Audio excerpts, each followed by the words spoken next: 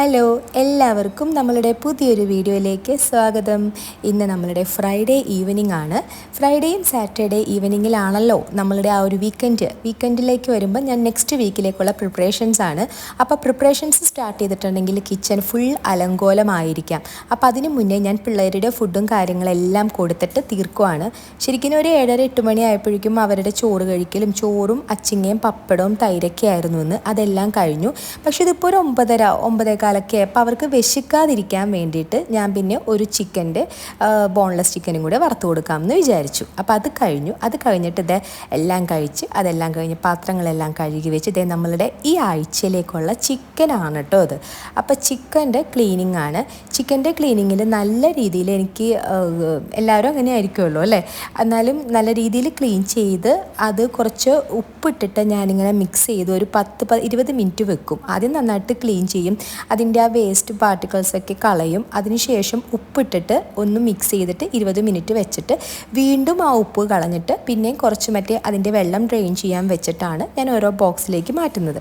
കാരണം non veg cook ചെയ്യുമ്പം നമ്മളിങ്ങനെ പ്രോസസ്സിങ്ങിൻ്റെ ടൈമിലൊക്കെ നല്ല സാൽമണല്ല എന്നൊക്കെ പറഞ്ഞിട്ടുള്ള കുറേ ബാക്ടീരിയയും കാര്യങ്ങളൊക്കെ ആ ഏരിയയിൽ ഉണ്ടാകും. അങ്ങനെയാണല്ലോ അത്.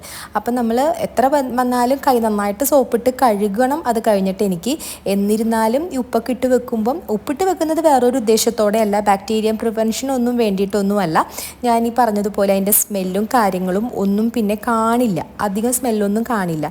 നമ്മുടെ ഡെൽഫ്രസ് ചിക്കന് സ്മെൽ ഫ്രീ ആണെന്നുണ്ടെങ്കിലും എത്ര വന്നാലും നോൺ വെജ് മീറ്റല്ലേ, അതിന് ചെറിയൊരു സ്മെല്ല് കാണുമല്ലോ. അതുപോലും എനിക്ക് തോന്നാറില്ല. ഈ ഉപ്പിട്ടിട്ട് കുറച്ച് ഒരു 10-20 മിനിറ്റ് ഇങ്ങനെ വെക്കും കേട്ടോ. അപ്പോൾ അതിന് വേണ്ടിയിട്ട് വാങ്ങിച്ചേക്കണ ഉപ്പാണിത്. അല്ലാത്ത കറികൾക്ക് ഞാൻ ഈ ഉപ്പിടില്ല, നമ്മുടെ പിങ്ക് സോൾട്ടേ ഇടുള്ളൂ. ഇതിപ്പോൾ ചിക്കൻ വേണ്ടിയിട്ട് വാങ്ങിച്ചേക്കണം നമ്മുടെ പണ്ടത്തെ സ്പ്രിങ്കിളിൻ്റെ ഉപ്പാണ് കേട്ടോ. സെറമോള ചിക്കൻ ക്ലീൻ ചെയ്യണ സമയത്ത് എന്ത് നോൺ വെജ് ക്ലീൻ ചെയ്യണ സമയത്ത് എനിക്ക് അടുത്തിരുത്തുന്നത് ഇഷ്ടമല്ല.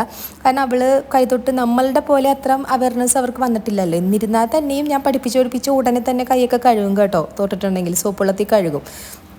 നമ്മൾ സൂക്ഷിക്കാനുള്ളത് സൂക്ഷിക്കുക, അത്രയേ ഉള്ളൂ. അപ്പം ഞാൻ പറയുവാണ്. അപ്പോൾ ഒരു ചിക്കൻ്റെ പീസിൽ യെല്ലോ കളർ കണ്ടിട്ടോ.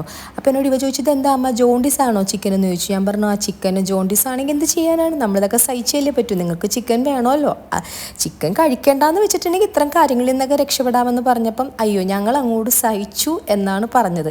പിള്ളേരെ പറ്റിക്കാൻ പറ്റില്ല.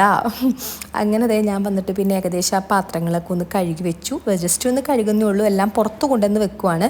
കാരണം എനിക്ക് അടുത്ത പരിപാടിയുണ്ട്.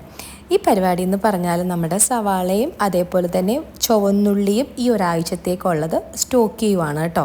അപ്പോൾ എനിക്ക് കറിയുടെ സമയത്ത് അങ്ങ് എടുത്താൽ മതി, ക്ലീനിങ്ങിൻ്റെ ആവശ്യമൊന്നുമില്ല. അപ്പം സവാള ക്ലീൻ ചെയ്യുന്ന സമയത്ത് ആ തൊലിയും കാര്യങ്ങളൊക്കെ വന്നിട്ട് ആ ബോക്സിൽ കിടക്കുമല്ലോ. അപ്പോൾ അതിൻ്റെ ഒന്നും ആവശ്യമില്ല, പെടാന്ന് പറഞ്ഞിട്ട് എനിക്ക് കാര്യങ്ങൾ ചെയ്യാം. അത് ഞാൻ ആഴ്ചയിൽ അവസാനം ഇങ്ങനത്തെ കാര്യങ്ങൾ ചെയ്യും. കാരണം നമ്മൾ വർക്ക് ചെയ്തിരുന്ന ടൈമിൽ ആ ഒരു ഷെഡ്യൂളാണ് ഈ കാര്യത്തിൽ ഞാൻ ഇപ്പോഴും ഫോളോ ചെയ്യുന്നത്. കാരണം നമ്മൾ വർക്ക് ചെയ്ത സമയത്തെന്ന് പറഞ്ഞിട്ടുണ്ടെങ്കിൽ നമുക്ക് ആ ദിവസം രാവിലെ പെട്ടെന്ന് പോകുന്നതിന് മുന്നേ ഇതെല്ലാം ക്ലീൻ ചെയ്ത് പിടിച്ച് അടിച്ച് അതിനൊക്കെ സമയം കിട്ടില്ല. എല്ലാം ഇങ്ങനെ വെക്കുവാണെങ്കിൽ നമുക്ക് എന്താ പറയുന്നത് റെഡി ടു കുക്കായിട്ട് കാര്യങ്ങൾ അങ്ങോട്ട് ചെയ്യാം. അപ്പോൾ അതേ പോളിസിയാണ് ഞാൻ ഇപ്പോഴും ഫോളോ ചെയ്യുന്നത് കേട്ടോ. അപ്പോൾ എനിക്ക് കുറച്ചും കൂടി ഈസിയാണ്. കാരണം പിള്ളേർ പോകുമ്പോഴാണെന്നുണ്ടെങ്കിലോ അല്ലെങ്കിൽ എപ്പോഴാണെന്നുണ്ടെങ്കിലോ ഇങ്ങനത്തെ കാര്യങ്ങളൊന്നുമില്ല. ഇതുപോലെ നമ്മളിങ്ങനെ ഈ തൊലിയൊന്നും കളയേണ്ട കാര്യവും ഒന്നും ഉണ്ടാവത്തില്ല. അതുകൊണ്ടിട്ടാണ് കേട്ടോ മടിച്ചുകൾക്കുള്ള ഒരു എളുപ്പവഴി എന്ന് എനിക്ക് പറയാൻ പറ്റുള്ളൂ ഇതിന്. അങ്ങനെ വന്നിട്ട് ഇപ്പോൾ ഉള്ളിയുണ്ട്. അപ്പം സെറമോൾ വന്ന് എൻ്റെ അടുത്തിരിക്കുന്നുണ്ട്. ആ സെറമോൾ വന്നിരിക്കുന്നത് കൊണ്ടിട്ടല്ല, കാരണം ഞാൻ പറഞ്ഞല്ലോ ഈ പറഞ്ഞതുപോലെ പുള്ളിക്കാരത്തി വന്നിരുന്നിട്ടുണ്ടെങ്കിൽ കുറേ നേരം പിടിക്കും. എനിക്കിതെല്ലാം കഴിഞ്ഞിട്ട് ഇനി കിച്ചൺ ക്ലീൻ ചെയ്ത് പരിപാടി കഴിഞ്ഞിട്ടൊക്കെ വേണം ഒന്ന് റെസ്റ്റ് എടുക്കാൻ. മാത്രമല്ല ഞാൻ പറഞ്ഞില്ല ചിക്കനെല്ലാം ക്ലീൻ ചെയ്താൽ പിന്നെ അവിടെയൊക്കെ സോപ്പിട്ട് കഴുകണം. എന്നിരുന്നാലും വഴക്കിട്ടിരിക്കുക കേട്ടോ, എന്നെ കയറ്റി ഇരുത്തുന്നില്ല എന്ന് പറഞ്ഞിട്ട്. അപ്പം ഞാൻ പറഞ്ഞില്ല നീ ഇരുന്നോ, കുഴപ്പമില്ല ഇരുന്നോ എന്ന് പറഞ്ഞു. കുഴപ്പമില്ല, അവളെ ഒന്ന് ഇത് കഴിഞ്ഞ് കഴിയുമ്പോൾ ഡ്രസ്സൊക്കെ മാറ്റി എടുത്താൽ മതിയല്ലോ എന്ന് ഞാനും കരുതി. വാശി പിടിപ്പിക്കേണ്ട അല്ലെങ്കിൽ സങ്കടപ്പെടുത്തേണ്ടെന്ന് കരുതി. വാശി അങ്ങനെ അധികം കാണിക്കില്ല, സങ്കടപ്പെടുത്തേണ്ടെന്ന് കരുതി. ഞാൻ ഇരിക്കുന്ന ഇരിപ്പ് കണ്ടിട്ട് തെറ്റിദ്ധരിക്കരുത്. കാരണം എനിക്ക് ഇങ്ങനെ ഇരുന്നാലേ എൻ്റെ പണികൾ ചെയ്യാൻ എനിക്കൊരു ഫ്ലോ കിട്ടത്തുള്ളൂ. എൻ്റെ ഹസ്ബൻഡ് ഞാനിങ്ങനെ കയറി ഇരിക്കുമ്പോൾ എന്നെ കയറ്റി താഴത്തോട്ടിരുത്താറുണ്ട്. മീൻസ് ആരെങ്കിലും വന്നാലും ഞാൻ ഇതുമ്പോൾ കയറിയിരിക്കും. പുള്ളി പറയും ഇനി അങ്ങനെ കയറിയിരിക്കുക, നീ നേരെ ഇരിക്കുക. പക്ഷെ എനിക്ക് പറ്റുന്നില്ല, എന്തോ ചെയ്യാനാണ്. അപ്പോൾ എന്നോട് പറയും നടുക്ക് ഞാനൊരു ടേബിൾ ഇട്ട് തരാം എന്നൊക്കെ എന്നോട് പറഞ്ഞിട്ടുണ്ടായിരുന്നു. ഫിക്സ്ഡ് ആയിട്ടുള്ള ഒരു അപ്പോൾ നമുക്ക് അവിടെ ഡൈനിങ് ആയിട്ട് യൂസ് ചെയ്യാമല്ലോ. കിച്ചൻ്റെ നടുക്ക് കുഞ്ഞിതായിട്ട് റൗണ്ടിലിട്ട് തരാം, ഒരു 2 ചെയർ ഇട്ട് തരാം. ഞാൻ പറഞ്ഞു വേണ്ട എനിക്കപ്പോൾ കിച്ചൻ്റെ സ്പേസ് കുറയും. ഞാൻ പറഞ്ഞു എനിക്കിങ്ങനെ സ്ലാബിൽ കയറി ഇരുന്ന് ചെയ്യുന്നതാണ് എനിക്കിഷ്ടം എന്ന് പറയും കേട്ടോ. അപ്പോൾ എന്നോടൊപ്പം സാം പറയും, കൊച്ചിനെ ഞാൻ വഴക്ക് പറയുമ്പോൾ സാർ ഇങ്ങനെ കയറിയിരിക്കുമ്പോൾ, കൊച്ചിനെ പറഞ്ഞിട്ട് കാര്യമില്ല, ആദ്യം നീ നന്നാവെങ്കിലല്ലേ കൊച്ചു നന്നാവത്തുള്ളൂ എന്നൊക്കെ പറഞ്ഞ് ആളും എന്നോട് ഇങ്ങനെയൊക്കെ പറയും. പറഞ്ഞതിൽ തെറ്റില്ല, പറഞ്ഞത് വളരെ ശരിയാണ്. ശരിയായിട്ടുള്ള കാര്യങ്ങൾ ശരിയാണെന്ന് നമ്മൾ അംഗീകരിച്ചല്ലേ പറ്റൂ. എന്ത് ചെയ്യാനാണ്, എനിക്ക് ഇങ്ങനത്തെ ശീലമായിപ്പോയി. അതിനുശേഷം ഞാൻ വന്നിട്ട് നമ്മളുടെ ആ സവാളയുടെ മറ്റേ ഇതും തൊലിയും പിന്നെ നമ്മുടെ ചിക്കൻ്റെ കുഞ്ഞു വേസ്റ്റുകളൊക്കെ ഇല്ലേ, ക്ലീൻ ചെയ്ത ഏരിയയുടെയൊക്കെ വേസ്റ്റുകളൊക്കെ കളയുവാണ്. അധികം വേസ്റ്റ് ഉണ്ടാവത്തില്ല കേട്ടോ ഈ ചിക്കന്. മറ്റേ അവരുടെ ചിക്കൻ അത്യാവശ്യം നല്ല ക്ലീൻഡ് ആയിരിക്കും. എന്നാലും ആ ഓരോ മീറ്റ് നിന്നൊക്കെ ഞാൻ എടുത്ത് കളയാറുണ്ട്. അപ്പോൾ ഇന്ന് പട്ടിക്ക് ഭയങ്കര സന്തോഷമായിരിക്കും. അല്ലെങ്കിൽ പട്ടിക്ക് എന്നെ ഇഷ്ടമല്ല, കാരണം ഈ പച്ചലയും വൈക്കോലൊക്കെ തിന്നിട്ട് എന്തിനാണെന്നായിരിക്കും പട്ടി വിചാരിക്കുന്നത്. പക്ഷേ ഇന്നിപ്പോൾ ചിക്കൻ്റെ ഇതുള്ളത് കൊണ്ടിട്ട് പട്ടി ഭയങ്കര ഹാപ്പി ആയിരിക്കും എന്നുള്ളൊരു ധൈര്യം എനിക്കുണ്ട് കേട്ടോ. അവിടെ ഇടുക, പട്ടി വരിക, കഴിക്കുക. അതുകൊണ്ട് ഞാൻ അവിടെ സൈഡിൽ നോക്കിയിട്ടേ ഞാൻ പോകത്തുള്ളൂ. കാരണം പല നായ്ക്കളായിരിക്കുമല്ലോ, വല്ല നായി വന്ന് കടി കിട്ടിയാൽ പിന്നെ പറഞ്ഞിട്ടും കാര്യമില്ലല്ലോ. അതുകൊണ്ട് എനിക്ക് പേടിയാണ്. അപ്പോൾ ഞാൻ നോക്കിയിട്ടൊക്കെ പോകുള്ളൂ. പക്ഷേ ഇപ്പോൾ പട്ടി ഇത്തിരി ഫ്രണ്ട്ലി ആയിട്ടുണ്ട്, കാരണം നമ്മളെന്നും കാണുന്ന കൊണ്ടിട്ട്. അതിനുശേഷം പിന്നെ നമ്മൾ ക്ലീൻ ചെയ്ത് കുറച്ച് മതി, സവാളയാണ് കൂടുതൽ. ചുവന്നുള്ളിയാണ് കറികൾക്ക് ഏറ്റവും രസം. പക്ഷേ മടിച്ചായത് കൊണ്ടിട്ട് ഞാൻ സവാളയാണ് ഏറ്റവും കൂടുതൽ ക്ലീൻ ചെയ്തിരിക്കുന്നത്. എൻ്റെ ഫ്രിഡ്ജ് കണ്ടില്ലേ, നല്ല രസമില്ലേ കാണാൻ എന്ന് പറഞ്ഞാൽ അധികം സാധനം ഇല്ലല്ലോ. കാരണം ഞാൻ വിചാരിച്ച വെജിറ്റബിൾസ് ആയ പടവലങ്ങയും കാര്യങ്ങളൊന്നും കിട്ടിയില്ല. അപ്പം ഞാൻ കരുതി വേണ്ട, നമുക്ക് ഇഷ്ടപ്പെട്ട വെജിറ്റബിൾ അല്ലാണ്ട് വേറെ വാങ്ങേണ്ട കാര്യമില്ലല്ലോ. അതുകൊണ്ട് ഈ ആഴ്ച വെജിറ്റബിൾസ് വാങ്ങിച്ചിട്ടില്ല, പയറും പരിപ്പൊക്കെ തന്നെ ആക്കാമെന്ന് കരുതി അടുത്ത ആഴ്ചയായിരിക്കും വെജിറ്റബിൾസ് വാങ്ങുന്നത്. എൻ്റെ ഹസ്ബൻഡിന് ഈ ഫ്രിഡ്ജ് ഇങ്ങനെ കിടക്കുന്നത് ഇഷ്ടമല്ല. ഹസ്ബൻഡ് പറയുന്നത് ഫ്രിഡ്ജ് ഇങ്ങനെ നിറഞ്ഞിരിക്കണം, അതാണ് ഒരു ഐശ്വര്യം എന്നാണ്. പക്ഷേ ഞാൻ നേരെ ഓപ്പോസിറ്റാണ് കേട്ടോ. ഞാൻ പറയും അങ്ങനെ ഐശ്വര്യമൊക്കെ നല്ല ഭംഗിയാണ്, പക്ഷേ നമ്മളത് ക്ലീൻ ചെയ്യണമെങ്കിൽ നമുക്ക് കുറച്ച് ഈസി ആയിരിക്കണമെങ്കിൽ ഇങ്ങനെ ഇരിക്കണം. അതായത് നമുക്ക് എല്ലാ ആഴ്ചയും നമ്മളുടെ ആവശ്യത്തിനനുസരിച്ചിട്ട് നമ്മൾ റീഫിൽ ചെയ്താൽ മതിയല്ലോ എന്നാണ് പറയുന്നത്.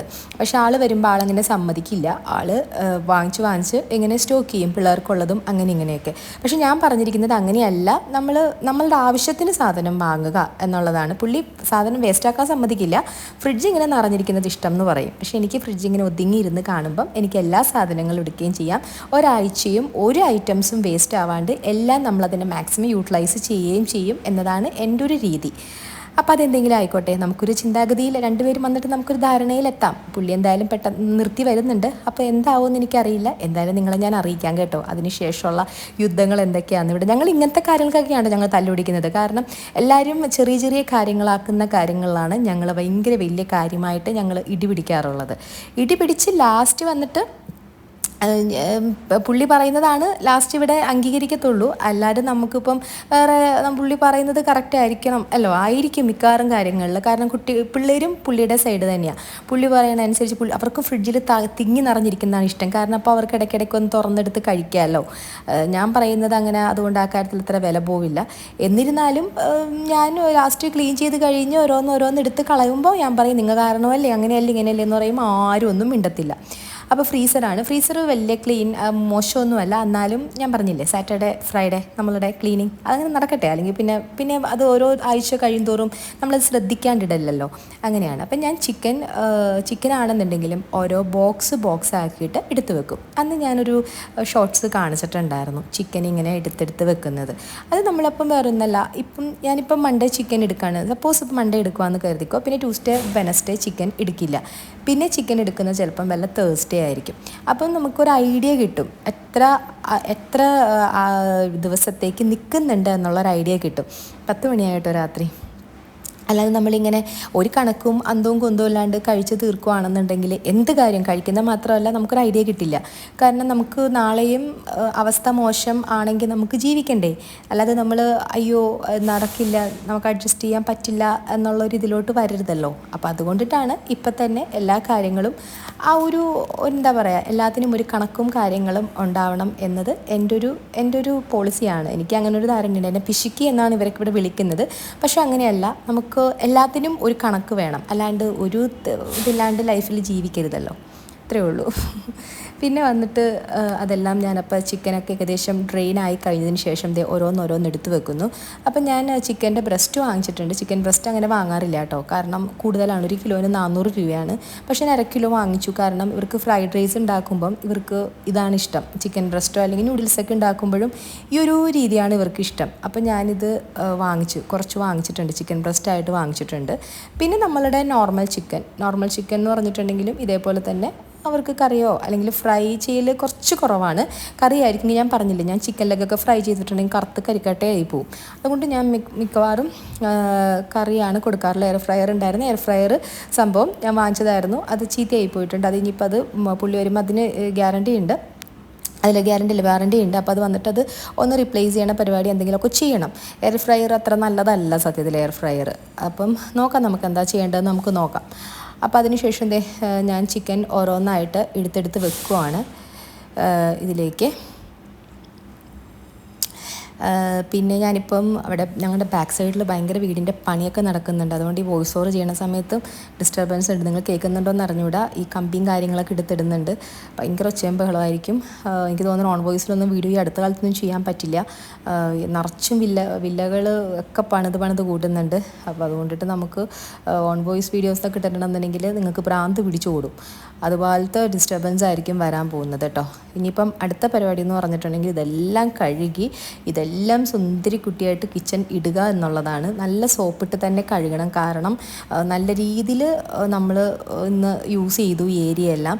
അപ്പം നല്ല രീതിയിൽ ഞാൻ പറഞ്ഞില്ലേ, നമ്മൾ ഈ മറ്റേ നോൺ വെജ് നമ്മൾ കറക്റ്റായിട്ട് പ്രോസസ്സ് ചെയ്തില്ല, കുക്ക് ചെയ്തില്ല എന്നുണ്ടെങ്കിൽ ആ ഒരു മൈക്രോബിയൽ കണ്ടാമിനേഷനും കാര്യങ്ങളൊക്കെ ഉണ്ടാകും. പ്രത്യേകിച്ച് ഈ സാൽമണല്ല ഇൻഫെക്ഷനും കാര്യങ്ങളൊക്കെ വരാനുള്ള മെയിൻ കാരണം ഈ നോൺ വെജിൽ നിന്നുള്ള നമ്മൾ പ്രോപ്പറായിട്ട് അത് പ്രോസസ്സ് ചെയ്യാത്തതുകൊണ്ടാണ്. അപ്പോൾ നന്നായിട്ട് സോപ്പിട്ട് ആ ഏരിയ കഴുകുക, അത്രേ നമ്മളെയും കൊണ്ട് ചെയ്യാൻ പറ്റുള്ളൂ. കൂടുതലൊന്നും ചെയ്യാൻ പറ്റില്ലല്ലോ. അപ്പോൾ നമ്മൾ സൂക്ഷിക്കേണ്ടത് സൂക്ഷിക്കുക എന്നുള്ളത് അത്രേ ഉള്ളൂ. അപ്പോൾ ഞാൻ നല്ല രീതിയിൽ സോപ്പിട്ട് അത് കഴുകുന്നുണ്ട്. അപ്പോൾ ലിക്വിഡ് തീർന്നു. അപ്പോൾ ലിക്വിഡിൽ കുറച്ച് വെള്ളം ഒഴിച്ചിട്ടൊക്കെയാണ് അഡ്ജസ്റ്റ് ചെയ്യുന്നത്. അപ്പോൾ അതിന് ശേഷം ഇനിയിപ്പോൾ അത് കഴിഞ്ഞിട്ട് അതിങ്ങനെ നന്നായിട്ട് കഴുകണം. അപ്പോൾ ഇന്നിപ്പോൾ ഞാൻ പറഞ്ഞല്ലോ, അല്ലെന്നുണ്ടെങ്കിലും സാറ്റർഡേ ഫ്രൈഡേ ഒന്ന് കിച്ചൻ്റെ ഈ ഏരിയ കഴുകും. പക്ഷേ ഞാൻ ഈ സിങ്ക് ഏരിയ ഇടയ്ക്കിടയ്ക്ക് കഴുകാറുണ്ട് കേട്ടോ. ഈ സിങ്കിൽ ഇങ്ങനത്തെ സ്ക്വയർ ആയതുകൊണ്ടുണ്ടല്ലോ ഈ വെള്ളം ഇങ്ങനെ നിൽക്കും. പക്ഷേ റൗണ്ട് ആയിരുന്നെങ്കിൽ കുറച്ചും കൂടി എളുപ്പമായിരുന്നേനെ. അവർ വെച്ചതാണൊന്നും നമുക്ക് ചെയ്യാൻ പറ്റില്ല. ഇനി ഇതുകൊണ്ട് തന്നെ പോകുക എന്നുള്ളതേ ഉള്ളൂ, വേറെ നിവൃത്തിയൊന്നുമില്ല.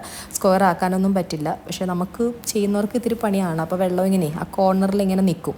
പിന്നെ മറ്റേ ബ്ലേഡ് കൊണ്ട് ഇങ്ങനെ ഒന്ന് വെള്ളം കളഞ്ഞ് ആ ഏരിയയൊക്കെ നല്ല ക്ലീനാക്കി. അപ്പോൾ നമുക്ക് കാണുമ്പോൾ തന്നെ ഭയങ്കര ഒരു ആശ്വാസം കിട്ടും കേട്ടോ. ഭയങ്കര സമാധാനമായിരിക്കും കാണുമ്പോൾ. അങ്ങനെ വന്നിട്ട് അതിനുശേഷം പിന്നെ ഇനിയിപ്പോൾ എനിക്ക് അടുത്ത പരിപാടി എന്ന് പറഞ്ഞിട്ടുണ്ടെങ്കിൽ നമ്മളുടെ ഗ്യാസിൻ്റെ മറ്റേ സ്റ്റൗവില്ലേ, ആ ബേണർ, അവിടെയൊക്കെ ഹോബിൻ്റെ ഏരിയയൊക്കെ ഒന്ന് നന്നായിട്ടൊന്ന് ക്ലീൻ ചെയ്യണം. കാരണം ഞാൻ പറഞ്ഞില്ല, അവർക്ക് അതിന് മുന്നേ ഞാൻ ചിക്കനൊക്കെ ഒന്ന് വറുത്ത് കൊടുത്തു. പിന്നെ അല്ലാതെ തന്നെ ഒരു ഏകദേശം നമ്മൾ നന്നായിട്ട് ഇന്ന് നോൺ വെജൊക്കെ ഇട്ട് ഇവിടെ പരിപാടി ചെയ്തല്ലോ. അപ്പോൾ അതുകൊണ്ടിട്ട് നല്ല രീതിയിലൊന്ന് സ്പ്രേ ചെയ്ത് ആ അഴുക്കൊക്കെ കളഞ്ഞു കഴിയുമ്പോൾ ഏകദേശം അവിടെ നല്ല ഫ്രഷ് ആയിക്കോളും. അതിനുശേഷം പിന്നെ എനിക്ക് ഞാൻ കരുതിയിരിക്കുന്നതുണ്ടല്ലോ, ഇനി ഒരാഴ്ചത്തേക്കുള്ള നമ്മളുടെ ഉഴുന്നും പച്ചരിയും കൂടെ വെള്ളത്തിലിട്ട് വെക്കാമെന്ന് കരുതി. അപ്പം അതും കൂടി ആണെന്നുണ്ടെങ്കിൽ ദോശയും കാര്യങ്ങളൊക്കെ ആകാമല്ലോ ഈ ആഴ്ച. പുട്ടൊക്കെ ഉണ്ട്. പിന്നെ ഇവിടുത്തെ ദേശീയ ഭക്ഷണമാണ്. ചപ്പാത്തി ഉണ്ടാവാറുണ്ട്. പിന്നെ ഞാൻ കരുതി ദോശയെങ്കിൽ കുറച്ച് ദിവസത്തേക്ക് ദോശ അങ്ങനെ ഇങ്ങനെ പിടിക്കാമെന്ന് കരുതി, കാരണം തേങ്ങ ഉള്ളതുകൊണ്ട്. അപ്പോൾ തേങ്ങാ ചമ്മന്തിയും ദോശയൊക്കെ ഇഷ്ടമായിരിക്കും ഇവർക്ക്. ഇഷ്ടമാണ് ഇവർക്ക്.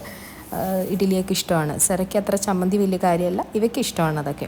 അപ്പം ഇത് കഴുകും. ഇത് മറ്റേ ഡിസിൻഫെക്റ്റൻ്റ് ആണ്. അപ്പം നല്ല രീതിയിൽ ആ ഗ്യാസ് സ്റ്റൗവിൻ്റെ അവിടെയൊക്കെ ഡിസിൻഫെക്റ്റ് ചെയ്ത് വെക്കാൻ പറ്റും രാത്രി.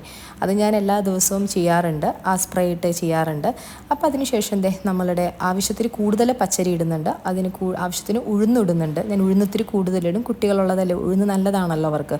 പിന്നെ എനിക്ക് കണക്കുണ്ട് കേട്ടോ, ഞാനങ്ങനെ കപ്പ് വെച്ചിട്ടല്ല പച്ചരി ഇടുന്നത്. ഇപ്പം 1 ഗ്ലാസ് പച്ചരിക്ക് 1/2 ഗ്ലാസ് ഉഴുന്ന് അങ്ങനെയൊക്കെയാണല്ലോ. ഞാനൊരു ഐഡിയയിൽ അങ്ങ് ഇടുന്നതാണ്. വലിയ കുഴപ്പമില്ലാണ്ടാവാറുണ്ട് കേട്ടോ. നന്നായിട്ട് കഴുകുക, അപ്പോൾ അതിൻ്റെ ആ പശപ്പൊന്ന് പോകുമല്ലോ. അതിനുശേഷം നമ്മുടെ ആ നല്ല ഫിൽറ്റർ ചെയ്ത വെള്ളത്തിലിട്ട് വെക്കും. സാധാരണ എല്ലാവരും രാവിലെ മറ്റേ ഇത് വെച്ചിട്ട്, എൻ്റെ വീട്ടിലൊക്കെ അങ്ങനെയായിരുന്നു, രാവിലെ ഉഴുന്നും പച്ചരിയും കുതിർത്ത് വെച്ചിട്ട് രാത്രി ചോറിട്ട് അടിച്ചെടുക്കുകയാണ് ചെയ്യാറുള്ളത്. പക്ഷേ ഞാൻ രാത്രിയാണ് കുതിർത്ത് വെക്കുന്നത്. അപ്പോൾ രാവിലെ അടിക്കുമ്പം ആ ദിവസം വൈകുന്നേരം നമുക്ക് ഇഡ്ഡലിയും ചമ്മന്തിയൊക്കെ കുട്ടികൾക്ക് കൊടുക്കാമല്ലോ. അങ്ങനെ ഒരു ഉദ്ദേശത്തോടെയാണ് ഞാൻ ചെയ്യാറുള്ളത് കേട്ടോ. അപ്പോൾ പിന്നെ അതിന് ശേഷം അതിലേക്ക് കുറച്ച് നമ്മൾ ഇതിടും, ഉലുവയിടും. നല്ല സോഫ്റ്റ് ആവുമല്ലോ. കുറച്ചധികം ഉലുവിടുമ്പോൾ നല്ല രസത്തിൽ നല്ല സോഫ്റ്റായിട്ട് കിട്ടും, നമ്മുടെ മിക്സ് നല്ല സോഫ്റ്റായിട്ട് കിട്ടും കേട്ടോ.